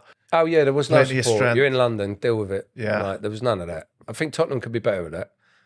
Tottenham Football Club can be better at that. They can. Looking after the players, being and that's just not me. That's just obviously reviewing players' sins and speaking to people. I think they could be a little bit better at that and supporting and helping the players. Because Ben Anik went that. Remember, were you there with Ben Anik? Yeah, keeper. Yeah. He moved down as a young lad. He was there when I was there. And it's the same thing happened. He just got swallowed up. You're just in your house and you're like, turn up, try and go on. You're like, it's trying to get everyone around, and that's where it was. We got it in the end because we had a good time. If you speak to like Jimmy Walker and come in and Crouchy and people like that, they'll go, yeah, we got it in the end because we had a great changing room. And it's hard to get a central I was leading property, that. I imagine. Yeah, you can get a gazebo in the garden in London. You have to have a big one. You have to have a big one. You have to have a fucking big one. Yeah, you can have a big one. But yeah, no, and we did it because we qualified for the Champions League, and that's where the ice bucket over Harry. So. Going in, I went into that football club to get in the Champions League. That was the remit. That was what we're doing. You're coming in to get us in the Champions League, and we did it. So I was buzzing. I was like, I've come in to get in the Champions League, and I was a big part of that. So like being in and around, even though because it does go like that in my career, like being in at Arsenal, being part of the Invincible, even though you weren't playing, I was still training every day, being in a party, travel with the squads. Being at Blackburn and how well we did, and being at Tottenham, even though it was up and down for me as an individual, being part of it, unbelievable, yeah. Next time on Undr The Cosh. And she still says, look, David, can't you just tone it down a little bit? Can't you just like slow down? I go, no. Never seen someone so beautiful as that. It's like, I'm all right for you, clickbait boy, look at you. I'm a producer. Yeah, I just picked up the balls. Bang, have that. Put a bit of slice on it as well. Faded it in. Just to tease Almunia. Go on, get on there. You nearly get to it. I crowd surfed at Kings of Leon, like with my shirt off at Wembley. You know what I mean? Got carried all the way through. If they got a new card, nick it. I nicked the community bus. Mate, I got in so much trouble. The geezer went off his tits. Yeah, Cagdila, Harasha. I'm like, yes. And then I was just in a, when you just like, I think football's, I don't know whether it's for me anymore. Teenage daughters texting me, you've gone viral.